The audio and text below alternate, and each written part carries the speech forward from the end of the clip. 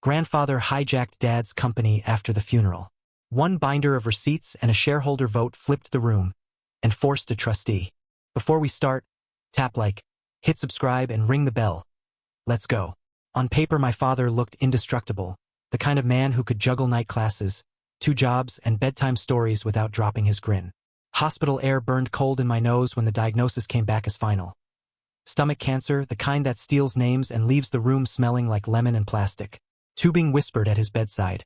A paper cup sweated on the tray. A folded obituary draft sat on a chair like a threat. He squeezed my fingers and the corner of his mouth lifted. One tiny smile that said he still knew me. After the funeral, my grandfather performed grief like theater. He shook hands too long, bragged through his tears about his brilliant son, and told my mother, "Let me take the businesses. You rest." She agreed because sorrow shortens sight. Within weeks he had keys, stamps, and a tone that made help sound like ownership. I pressed Dad's hospital bracelet into a folder, slid the obituary clipping beside it, and wrote a label in black marker. Incidents. It was only a name for paper, but names make rooms. I did not yet know what he would take under the word help, only that the last smile I ever got from my father was mine to protect, and I was not finished protecting it. On the day he collected the office keys, the hallway smelled like wax and old coffee. He palmed the brass like a trophy and said, "This is what family men do." Mom nodded, exhausted, and I swallowed the bitter taste that rose behind my tongue. At the kitchen table, I taped a small envelope to the folder cover and slid in the funeral program, because paper forgets unless you force it to remember. On the inside of the tab, I wrote a single promise in tiny letters: keep receipts, and shut the drawer before I could lose my nerve. He called himself our benefactor and turned the story into a daily sermon. "Without me you would have nothing," he said over roast chicken that tasted like salt and debt, his fork tapping his teeth as if applause were late. Dividends shrank to a rumor. Envelopes arrived thin. Every quarter he sighed and reminded us how hard it was to keep your father's dreams alive. Mom took part-time shifts and stacked cash register receipts under a fridge magnet shaped like a smiling sun. I slid a clear sleeve over the pile and wrote incidents across the tab so the paper would not quietly vanish. The company address on checks changed from the building Dad had leased to a dingy suite across town. When I asked why, he smiled without warmth. "Optimization," he said. The word tasted like tin. I printed a copy of the new mailbox rental and clipped it behind the hospital bracelet so the folder could tell the truth even when our mouths were tired.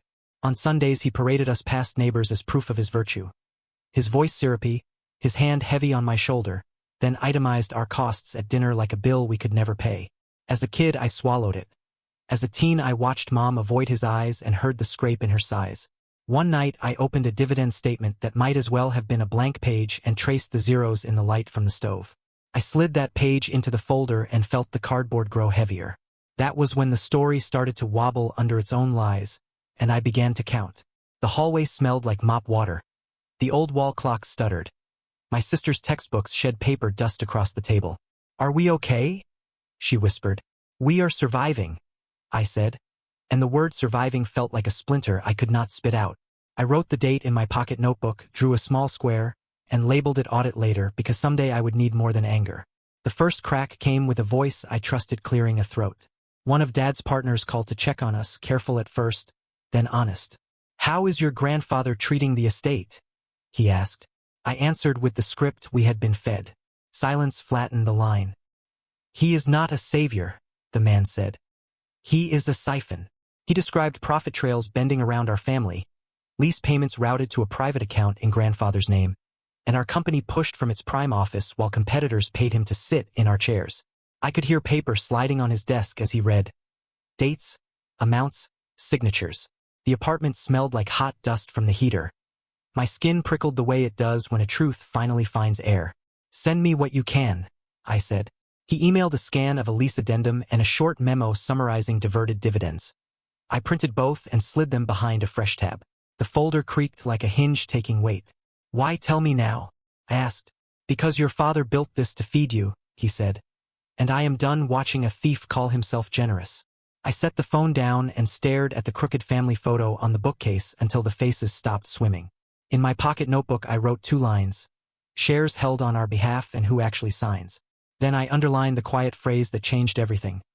Legal off ramp, and closed the cover with my thumb inside so I would feel it pulse. I pulled the old corporate binder from the closet. Dust bloomed into the light. The metal rings squealed. Inside, a shareholder register listed my father, then a neat handwritten note, to be held by the grandfather for the benefit of the family. I traced the ink groove and felt heat in my cheeks. I took a photo of that page with my phone and printed it, date stamped in the corner like a fingerprint. Paper does not care who talks louder. It only cares what it carries. Now I had something that could carry us. Escalation did not arrive as a shout. It arrived as a switch flipped cold. They cut us off entirely. "We have done enough," he announced over the phone, the line clicking as if even the copper wanted to flinch. My grandmother added a needle without looking up. "Medical school is a waste. She will just have children and quit." My sister's knuckles whitened around a pen. My brother's jaw worked without words. I poured water, tasted metal, and said, "No one is quitting." That night, a past due tuition notice slid under the apartment door with a dry whisper. I picked it up, flattened the crease with my hand, and photographed it for the folder. In a text thread my grandfather wrote, "Stop blaming me and be grateful." I printed the bubble parade and drew a thin line under the word grateful until the paper almost tore. The kitchen smelled like burnt toast and lemon soap. The wall clock ticked like a distant metronome counting down our options. I wrote an email to Dad's partner thanking him for the documents and asked for permission to reference them. He replied within the hour, "Do what you must to protect what is yours." The sentence sat on the screen like a hand on my shoulder. I started a new tab in the binder, practice, and wrote a 3-step sentence at the top. Identify shares, establish standing, present receipts. Fear argued. Paper answered. I slept in my clothes with the folder on the chair beside the bed. And in the dark the word grateful pulsed in my head like a bruise I refused to carry. In the morning I called my sister's program office and learned exactly which form paused a withdrawal without penalty. I printed that form, highlighted 2 lines. When Mom came home from her shift smelling like starch and fryer oil, I showed her the receipts. She rubbed the corner of the lease copy with her thumb and finally said, "Do what your father would have done." Low points do not always look like collapse. Sometimes they look like clarity you cannot ignore. I laid everything on the table. Obituary clipping, lease scan, dividend ghosts, the text thread that mistook control for generosity. The paper smelled like toner and old glue. My hands smelled like dish soap in fear. I stared at the shareholder register until the handwritten note blurred, then came back into focus, to be held by the grandfather for the benefit of the family. He had lived like an owner on the strength of a placeholder. I felt grief rise like heat and decided not to spend it on theater. "I am here for safety, not spectacle," I said to the empty room, practicing out loud. In my pocket notebook I wrote 1 word in block letters, reclaim, then added 3 verbs beneath it. Identify, establish, present. I printed consent forms for representation of the estate and placed sticky flags where my sister, my brother, and my mother would sign. When my sister arrived, she signed with steady hands. My brother added a small, fierce flourish. Mom pressed the pen so hard it left a groove you could feel with your fingertip. I found a notary whose office smelled like dust and peppermint. The stamp sank with a soft thud that felt like the floor returning. I emailed Dad's partner a thank you and attached a redacted copy of the consent so no one could claim rumor where paper stood.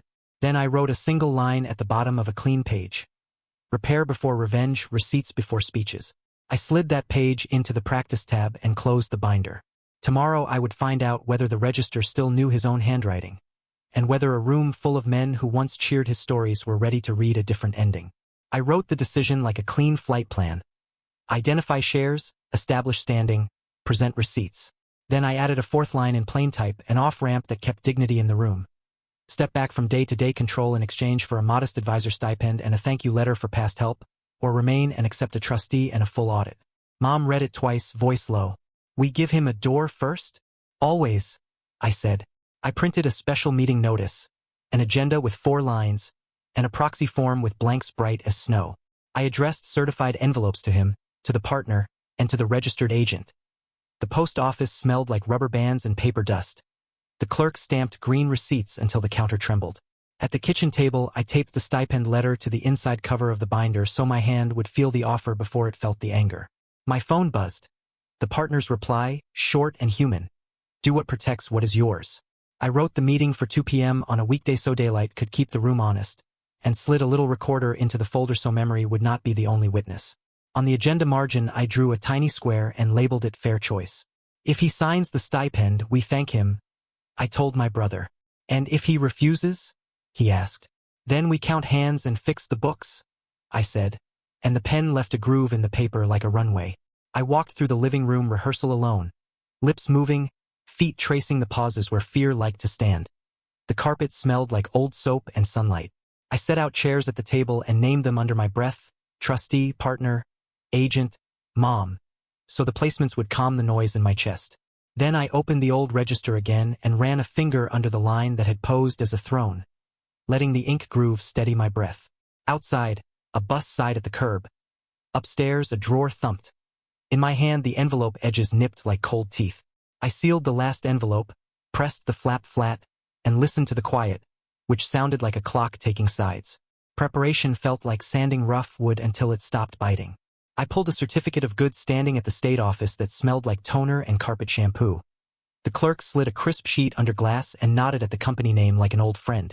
At the bank, the manager printed a signatory history, chain pen clicking like a small metronome. Names and transfers walked down the page in tidy rows. At the copy shop, warm paper breathed sweet, and I made 3 sets of the register page where his own hand called itself a placeholder, not an owner. Aaron, my father's partner, rehearsed with us in the dining room. Chairs scraped, tea steamed, nerves settled. Motion, second, discussion, vote, he said, tapping 4 fingers. Mom practiced the line about gratitude. My sister practiced the motion to appoint a trustee. My brother practiced the second. If someone shouts illegal, my sister asked. Point to the register, the notices, and the quorum, I answered, sliding the agenda toward her. I printed a short handout on what a trustee does so no one had to guess in the room, and I taped it to the front of the agenda so eyes would land on verbs, not rumors. By night, I drafted a 1-page policy for distributions, audit, and dual signatures so the repair could start as soon as the vote landed. I added a small note about tuition holds and hardship timing so our fix would touch lives, not just ledgers. I slid the policy behind the practice tab, packed fresh batteries for the recorder, and laid out pens and proxies like cutlery before a meal. On the door, I hung a simple sign that read "Meeting in Progress" so the hallway would learn to whisper. When I zipped the binder, the teeth rasped like a match strike, and the hallway smelled like floor wax and decision. Morning would come, bringing faces and paper and the sound a pen makes when it chooses a side. The conference room carried the smell of old coffee and laminate. He arrived in a suit that fit yesterday, not today, palmed the chair back and tried to own the air. I set the recorder by the water pitcher, clicked the red eye and said, "Call to order." Mom folded her hands. My sister stood. I held up the register copy. "This line reads to be held by the grandfather for the benefit of the family," I said. "We respect the help you gave. The law respects your words." I slid the stipend letter across the table. "Step back with thanks, or face a trustee and a full audit." He laughed from habit. "You have nothing without me." I slid the bank letters next. Transfers and lease checks curved away from our address like a river detouring around a town. The room cooled. "Motion to appoint a trustee and remove day-to-day control from any single relative," my sister said, voice steady. "Second," my brother said, clean as a blade. The partner nodded and added, "I vote yes." Grandfather stared at the pen as if ink could bite. "Before we vote, will you take the off-ramp?" I asked. He tapped the table once, twice, the sound like a coin dropped down a well. "I do not accept your terms," he said. Each word clipped. I looked at the recorder's red eye, then at the clock and said, "We proceed to the vote." The chair legs rasped on laminate as people straightened, and the pen lay on the page like a small, quiet dare. Consequences began as paperwork, not thunder. We filed the trustee appointment and the minutes at the state office. The stamp landed with a soft thump that felt like the floor returning. At the bank, the manager updated the signature card, and the chain pen clicked like rain on tin. Distributions resumed to Dad's building with letterhead that looked like home. My sister's program lifted the hold when the confirmation arrived. The hallway smelled like dry books and relief. I mailed vendors a neat line, "Please update records to the main office," and printed the proofs. Our trustee issued a plain policy: 2 signatures for transfers, quarterly statements, outside review, and a removal process if any relative turned a siphon into a habit. Grandfather sent a short note that said simply repayments and a check from his household account. I filed the deposit and wrote a quiet line on the practice page. "Repair travels farther than speeches." The apartment air tasted like tea instead of metal. The fridge wore a fresh magnet that held a thinner stack of emergency receipts. Mom stood at the sink, sleeves wet, and said, "I can breathe." And for once the sentence did not feel like a wish. I printed the trustee policy in big, friendly type and taped a copy inside the corporate binder so the next generation would not have to relearn this lesson by ache. Then the doorbell rang 3 calm taps, and the hallway filled with the old smell of his cologne. He stood with a neutrally wrapped box and a face that had run out of stories. "For the kids," he said, not quite looking at me. Inside lay ledgers that smelled like dust and ink, a fountain pen with a shy ghost of blue, and a photo of my father at a desk wearing the grin that still lives under my ribs. "We will archive these," I said, "and we will keep the policy." He nodded once, kept the stipend, and kept his distance. We kept the shop open, the tuition paid, and the letters straight. I wrote a 1-line lesson in my notebook, repair before revenge, receipts before speeches, and slid it behind the practice tab so it would live where hands reach. If you ever face a relative who uses love as a leash and generosity as a drain, pick verbs over villains, give one honest off-ramp, and let receipts do the heavy lifting in the right room. Revenge by design is not a torch. It is a circuit breaker that clicks the house back to safe. What would you have done in my place? And where would you draw the line between empathy and boundaries? Drop your take in the comments, and thank you for listening. Please subscribe, like, and ring the bell so you never miss the next story, and above all, stay awesome.